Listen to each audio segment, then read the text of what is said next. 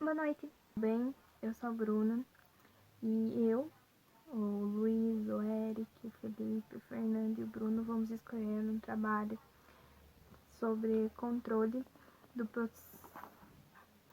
estatístico do processo e sobre como isso é feito na Empire Telecom, na empresa que eu trabalho, ok?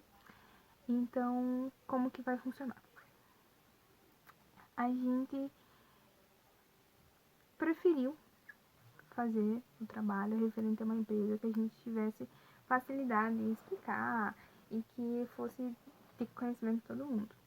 Então, eu trabalho na Empire Telecom, que é uma provedora de internet.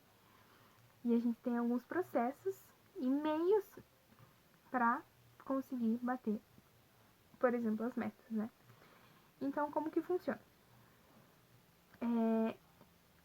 Todo dia eu tenho uma meta de lead para bater. E a partir dessa meta de lead, o meu superior faz uma conta. A conta é a seguinte: a cada 10 vendas, a cada 10 pessoas que entram em contato, 3 vendas têm que ser efetuadas.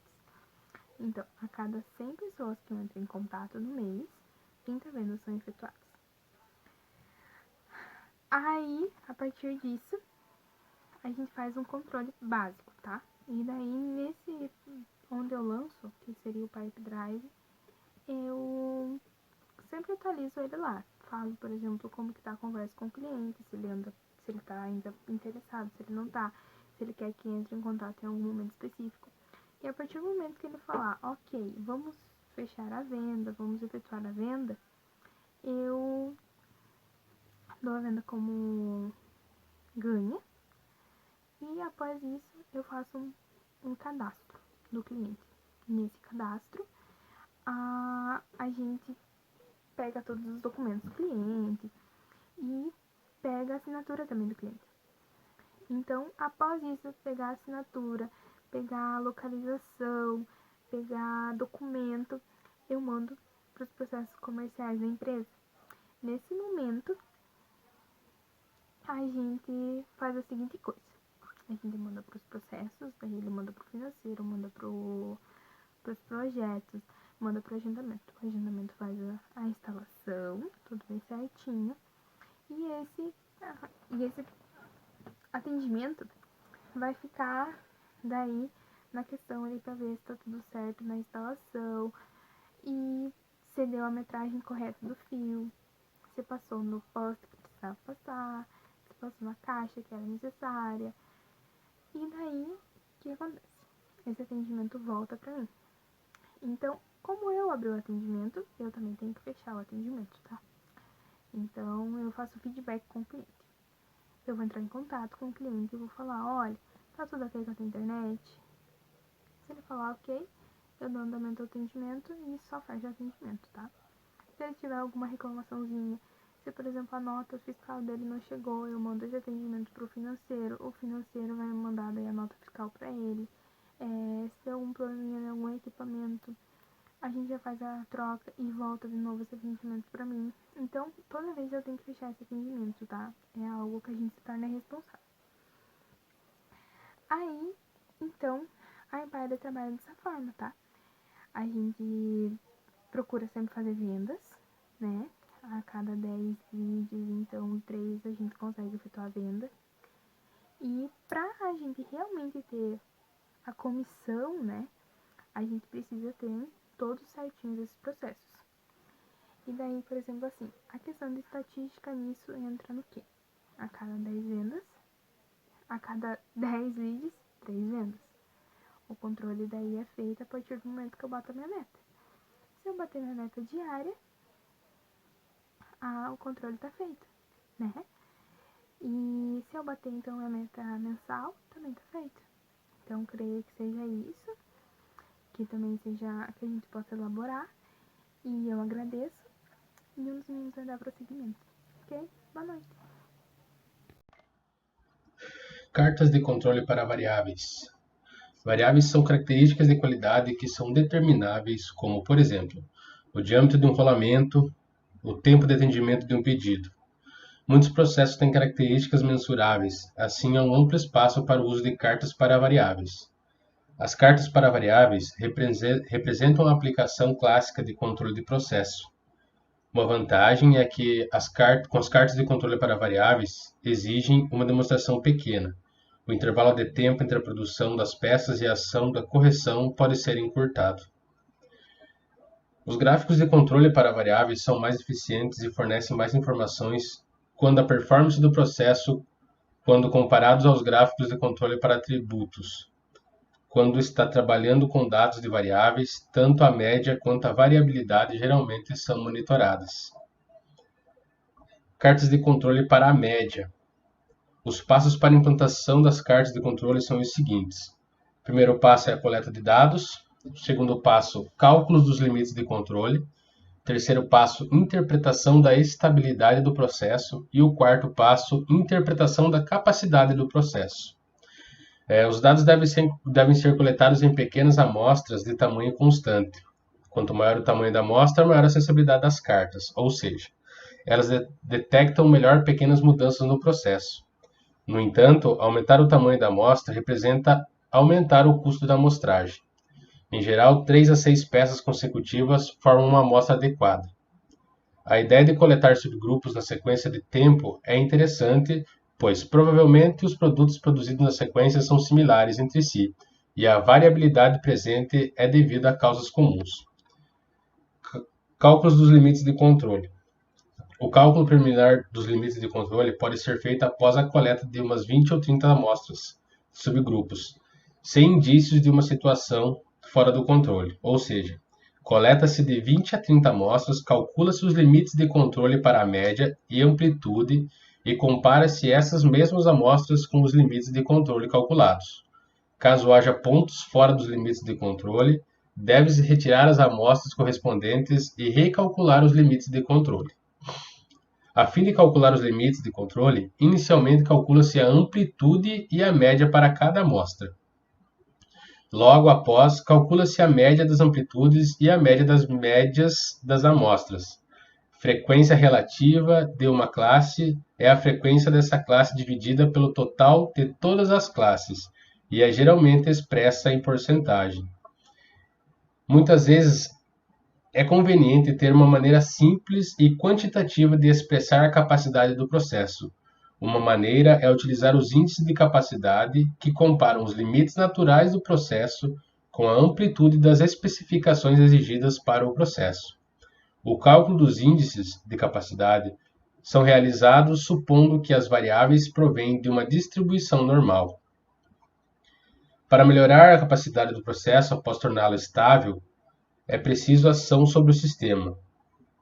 Isso, em geral, exige ação gerencial como treinamento de pessoal, revisão de procedimentos, revisão de ajustes de parâmetros, melhora na matéria-prima e manutenção, e aquisição de equipamentos. Carta de controle para desvio padrão. O monitoramento do desvio padrão pode ser mais apropriado que o monitoramento de amplitude. O desvio padrão é o indicador mais eficiente da variabilidade, principalmente para amostras grandes. Tipicamente, recomenda-se o uso de carta de desvio padrão quando os dados forem coletados por computador e for fácil de implementar uma rotina de cálculos. Os processos forem sofisticados, controlados por especialistas, e quando as amostras forem grandes. A carta de controle para mediana e amplitude. Muitas vezes, monitorar a mediana em vez da média pode trazer algumas vantagens, pois a mediana é mais fácil de calcular do que a média. A mediana é robusta, a presença de dados atípicos. A mediana é um valor central de uma amostra, ou seja, aquele valor que divide a amostra em 50% para a esquerda e os outros 50% para a direita. O procedimento para a identificação da mediana é colocar os dados em ordem crescente e identificar o valor central. Em função disso, muitas vezes o monitoramento da mediana é feito plotado em uma carta de controle, todos os valores individuais, pois dessa forma eles ficam automaticamente em ordem crescente. E assinalando o valor mediano para esse procedimento ser prático. O subgrupo deve ser pequeno com tamanho ímpar, de 3, 5 ou 7. peças. Cartas de controle para valores individuais. Controle para valores individuais é usado quando a taxa de produção for muito baixa, por exemplo, um produto por dia. Testes muito caros, testes destrutivos ou que exijam uma parada da produção. E características muito homogêneas. As cartas dos valores individuais não se beneficiam do teorema do limite central, que garante que as médias sigam a distribuição normal. Logo deve-se ter um cuidado com a sua aplicação. Se a distribuição não for simétrica, a interpretação das cartas deve levar isso em conta. As cartas de valores individuais não são tão sensíveis a mudanças no processo como as cartas de médias. Os pontos de cada carta da amplitude móvel são correlacionados, e essa correlação pode induzir um padrão ou ciclos na carta de amplitude. As cartas de valores individuais não permitem avaliar diretamente a dispersão do processo. E as cartas de controle para médias móveis. As cartas de médias móveis são muito efetivas para detectar pequenas mudanças na média, indicadas para o controle automatizado.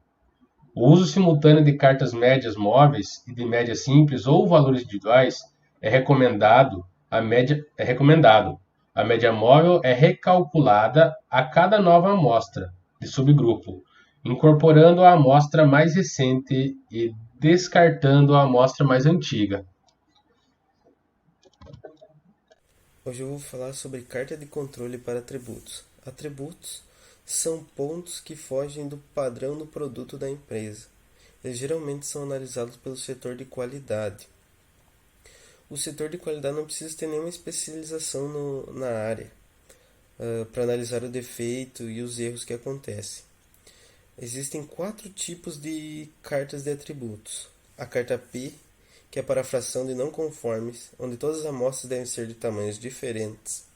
A carta NP, que é para o número de unidades não conforme, onde todas as amostras devem ter o mesmo tamanho. Carta C, que é para o número de não conformidades, onde todas as amostras devem ser do mesmo tamanho. E a carta U, que é para o número de não conformidades, onde todas as amostras devem ser de tamanhos diferentes. A carta P, ela verifica a quantidade de produtos que estão com defeito. Por isso é bom coletar uma boa quantia para verificar e ter eficácia se o erro está acontecendo e o defeito e aonde. Após analisar isso, é bom fazer um estudo do setor ali e ver aonde que está ocorrendo esse erro e tentar solucionar o mais rápido possível. Após fazer isso e a gente buscar um cálculo para analisar se está dentro dos limites do controle, é bom sempre utilizar a fórmula P igual a D dividido por N, ou seja, o número de itens defeituosos dividido pelo número de itens inspecionados. E para guardar sempre esses dados, é bom fazer uma tabela, analisar o dia, anotar o defeito que ocorreu, o que foi feito para solucionar, porque se no futuro ocorrer o mesmo erro, já ter uma fórmula fácil de solucionar ele, né? A função perda quadrática. A abordagem tradicional de qualidade está fortemente vinculada com a ideia de atender às especificações. Sob esse enfoque, se um produto atende às especificações, ele possui uma boa qualidade. Caso contrário, ele é um produto defeituoso. Atendimento às especificações e adequação do produto para o uso. Taguchi ele definiu qualidade de uma maneira completamente diversa, que nada mais seria a qualidade. Ou melhor, a falta de qualidade pode ser avaliada através da perda imposta por um produto à sociedade. Atinge o alvo com a melhor variabilidade possível, onde a sociedade é um termo abrangente, que inclui o fabricante, consumidor e todo o restante da população. Assim, o objetivo é minimizar as perdas impostas a esse conjunto. As perdas devido à má qualidade podem ser em 3 tipos. O fabricante perde, o produto vira sucata, gerando teletrabalho ele perde uma fatia do mercado, ele deixa de vender.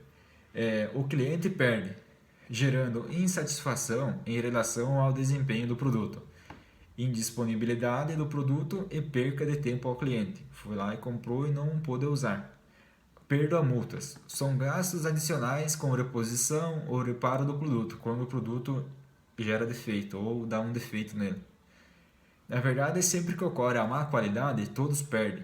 E em todos os casos, a perda pode ser expressa em unidades monetárias, ou seja, há um custo associado à má qualidade, e é importante considerar esse custo em todas as decisões gerenciais. A função de perca e o controle do processo.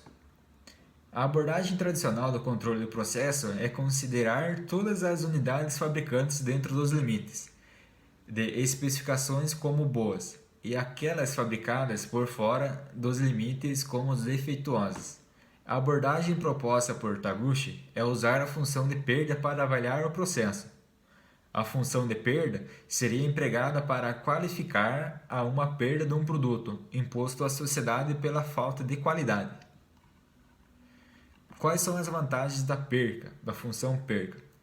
Na concepção clássica, os produtos de melhoria terminam quando se atinge a condição de produzir todas as unidades dentro das especificações.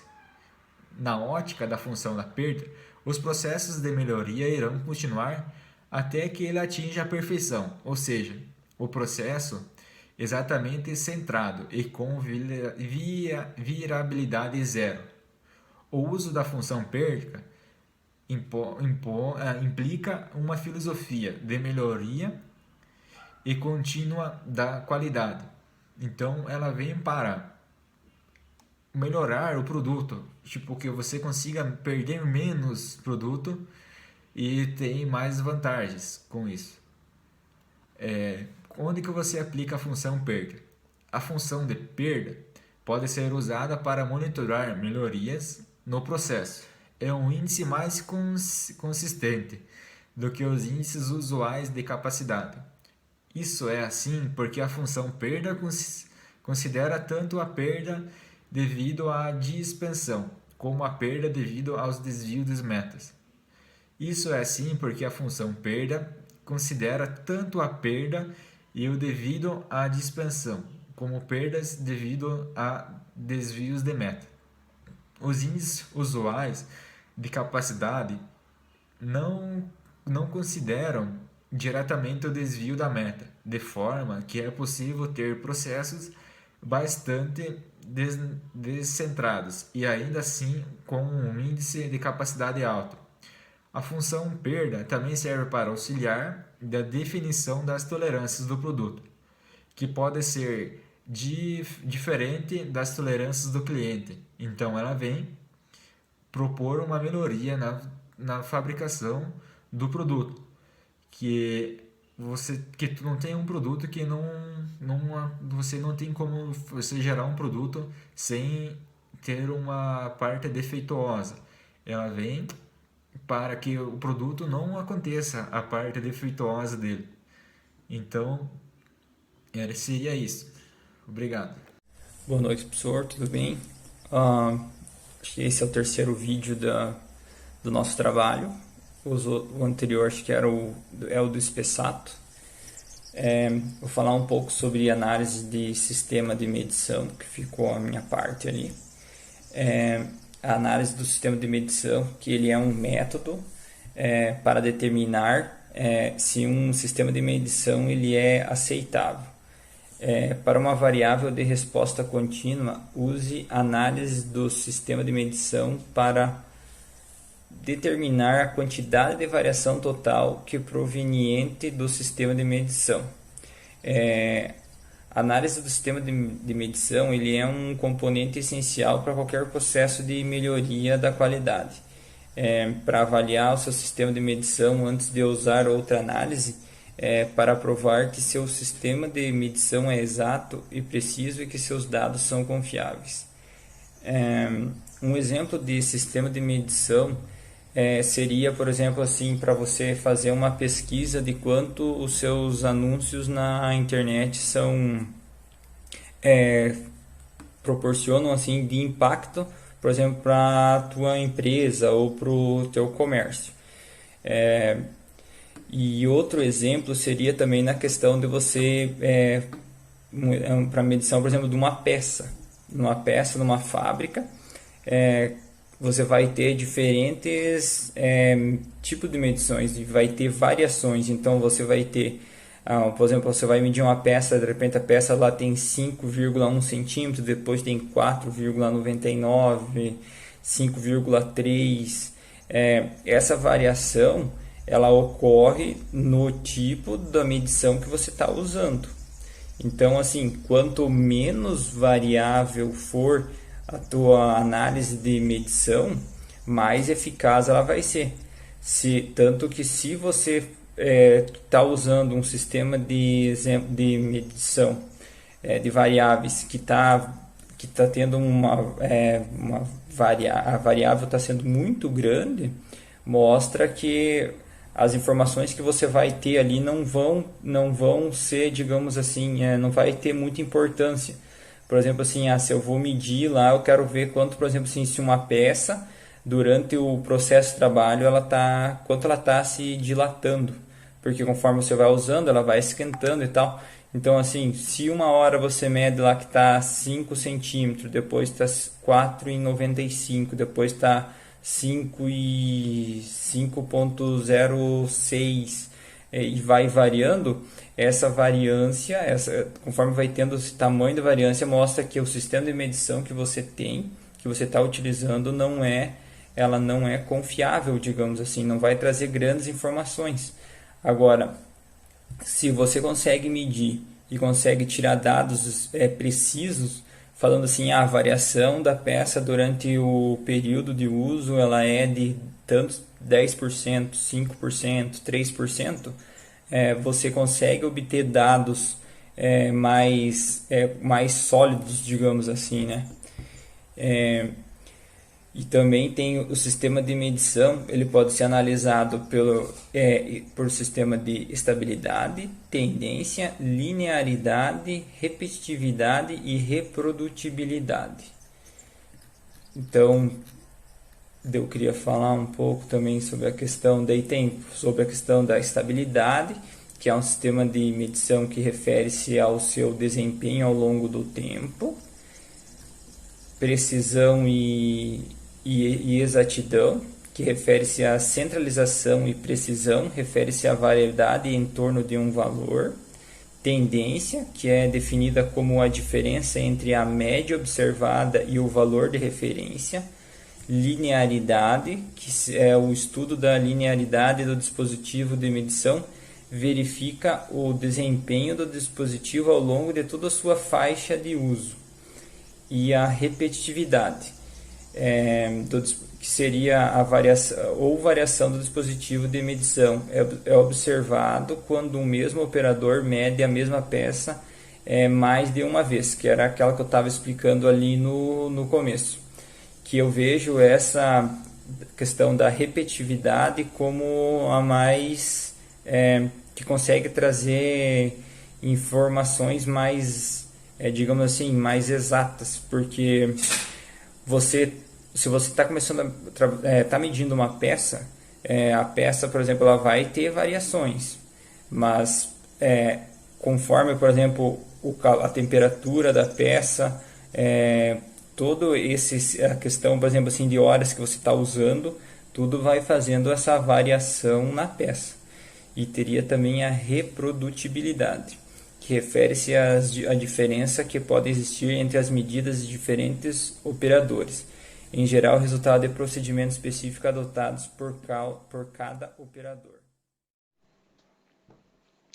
Seis Sigmas é um conjunto de práticas desenvolvidas que visam maximizar o desempenho dos processos dentro da organização. Portanto, é uma ferramenta que busca defeito zero. Tem o foco em eliminar os defeitos, tornando tudo perfeito de acordo com a qualidade de fábrica. Ele pode ser considerado uma estratégia gerencial planejada, que tem como foco principal o resultado. A condução do projeto Seis Sigmas é feita e apoiada pelo método DMAIC. Essas siglas originam-se de uns termos: definir, medir, analisar, melhorar e controlar. A fase medir define a forma precisa, o escopo do projeto. A fase medir determina a localização ou foco do problema.